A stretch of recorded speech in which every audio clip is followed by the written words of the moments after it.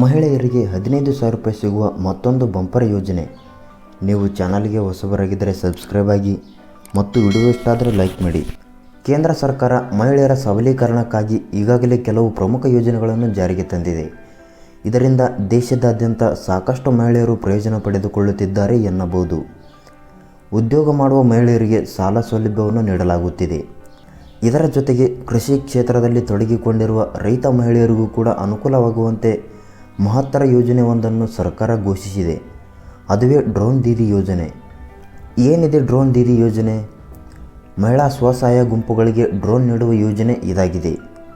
ಮಹಿಳೆಯರು ಈ ಡ್ರೋನನ್ನು ಬಳಸಿಕೊಂಡು ಅದನ್ನು ಕೃಷಿ ಭೂಮಿಯಲ್ಲಿ ಗೊಬ್ಬರ ಸಿಂಪಡಣೆ ಮತ್ತು ಕೀಟನಾಶಕಗಳ ಸಿಂಪಡಣೆಗೆ ಬಳಸಿಕೊಳ್ಳಬಹುದು.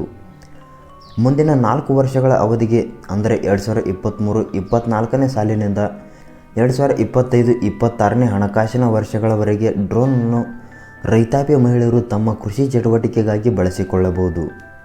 ಡ್ರೋನ್ ಬಳಕೆಗೆ ಸಿಗುತ್ತದೆ ಟ್ರೈನಿಂಗ್. ಕೃಷಿ ಚಟುವಟಿಕೆಗೆ ಬಳಸಬಹುದಾದ ಡ್ರೋನನ್ನು ಹೇಗೆ ಬಳಕೆ ಮಾಡಬೇಕು ಎಂದು ಮಹಿಳೆಯರಿಗೆ ತಿಳಿದಿರುವುದಿಲ್ಲ.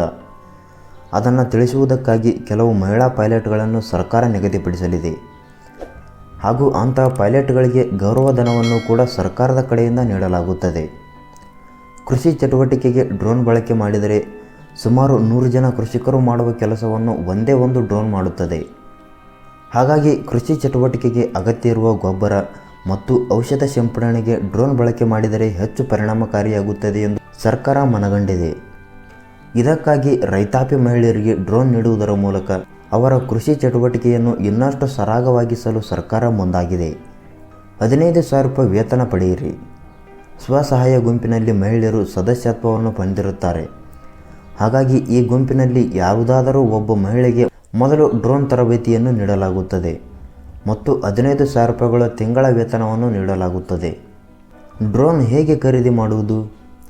ಸ್ವಸಹಾಯ ಗುಂಪಿನಲ್ಲಿ ಮಹಿಳೆಯರು ಕೃಷಿ ಚಟುವಟಿಕೆಗಾಗಿ ಡ್ರೋನ್ ಖರೀದಿ ಮಾಡುವುದಿದ್ದರೆ 80% ಆರ್ಥಿಕ ನೆರವನ್ನು ಸರ್ಕಾರ ನೀಡುತ್ತದೆ. ಡ್ರೋನ್ ಪರಿಕರಗಳಿಗಾಗಿ 8 ಲಕ್ಷ ರೂಪಾಯಿಗಳವರೆಗೆ ನೆರವು ಪಡೆಯಬಹುದು. ಅಗ್ರಿಕಲ್ಚರಲ್ ಇನ್ಫ್ರಾ ಫೈನಾನ್ಸಿಂಗ್ ಫೆಸಿಲಿಟಿ ಉಳಿದ ಮೊತ್ತವನ್ನು 3ರ ಬಡ್ಡಿ ದರದಲ್ಲಿ ನೀಡುತ್ತದೆ. ಒಟ್ಟಿನಲ್ಲಿ ಮಹಿಳೆಯರು ಇನ್ನು ಮುಂದೆ ತಮ್ಮ ಹೊಲಕ್ಕೆ ಹೋಗದೆ ಆಧುನಿಕ ತಂತ್ರಜ್ಞಾನ ಬಳಸಿಕೊಂಡು ಕೃಷಿ ಚಟುವಟಿಕೆಗಳನ್ನು ಮಾಡಿಕೊಳ್ಳಬಹುದು. ಈ ಮಾಹಿತಿಯ ಬಗ್ಗೆ ನಿಮಗೆ ಏನನಿಸುತ್ತದೆ ಕಮೆಂಟ್ ಮಾಡಿ ಮತ್ತು ವಿಡಿಯೋ ಇಷ್ಟ ಆದರೆ ಲೈಕ್ ಮಾಡಿ.